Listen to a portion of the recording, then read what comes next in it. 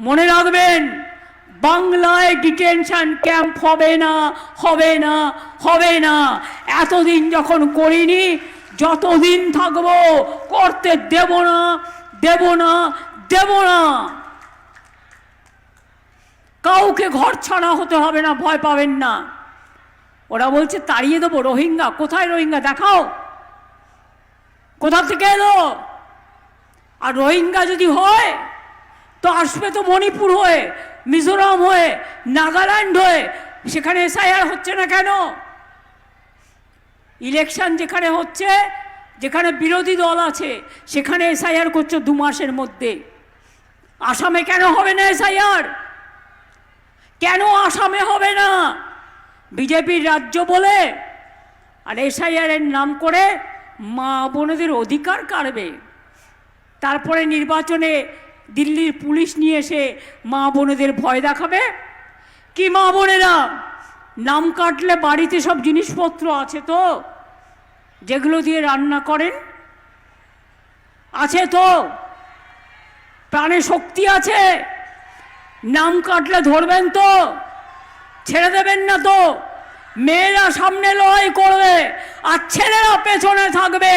আমি দেখতে চাই মা বোনদের শক্তি বড় না বিজেপির শক্তি বড়। আমরা দেখতে চাই, বাংলা দেখতে চাই।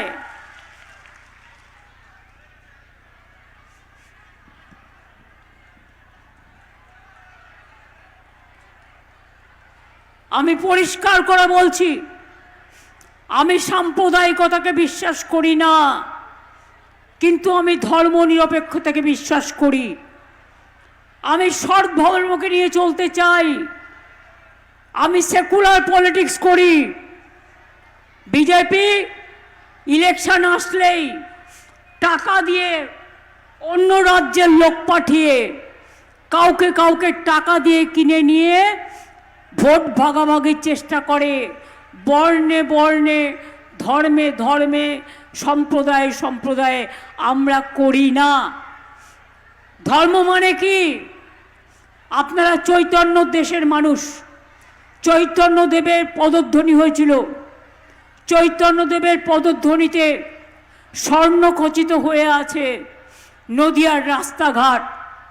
এবার আমায় আপনারা বলুন তো, এরা যে গীতা পাঠ বলে, গীতা পাঠ তো আমরা সবাই বাড়িতে করি, যার যখন প্রয়োজন হয়।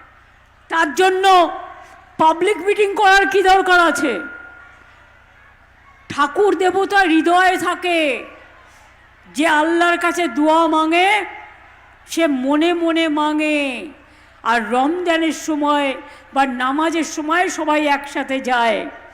যখন দুর্গা পুজো হয় সবাই একসাথে মিলেমিশে আমরা পুজো করি। কিন্তু বলুন তো, যারা গীতা গীতা করে চিৎকার করছে তাদের কাছে আমি একটা কথা জিজ্ঞেস করব।